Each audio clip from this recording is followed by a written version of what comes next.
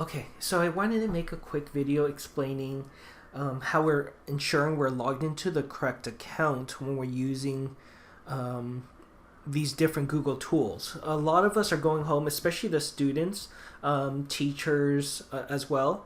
We're at home. We're using a different device from what we normally use at school. When you log in at school, you log in with your SID, your student ID. You go straight to your personal stuff. So when you open Chrome, it's going to be your personal account. At home, we're probably using a parent's device, a sibling's device, or we're sharing something and someone else logged into your computer. So right now, I just search on Google Classroom. I'm sorry, I search Google Classroom on Google. I'm going to go ahead and sign in with my account. And as I mentioned, there's a lot of different accounts. I personally have 3 accounts. I have a school account, that's my Long Beach domain. I also have a work account for personal work, and I also have another personal account just for me and my friends and things like that.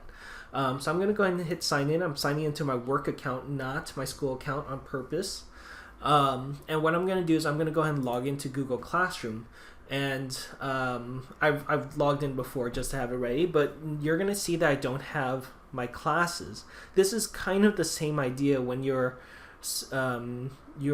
clicking on a link perhaps that a teacher gave you so you could join the Google Meets.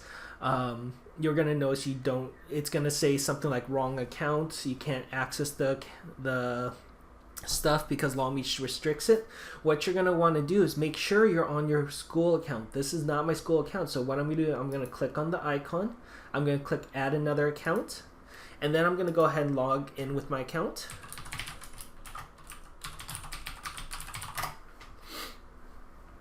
I'm going to log in with my Rapid ID. And now I'll see my classes. Okay, so that's how you make sure. And if you look at the top right, you're going to see that this is my school account. This is the profile picture, I guess. I should send a different one. But this is my profile picture for my school account. Now, some of us are still running into trouble. So what we could do is you guys could click the 3 dots here on the Chrome browser. They're different on Firefox and Safari.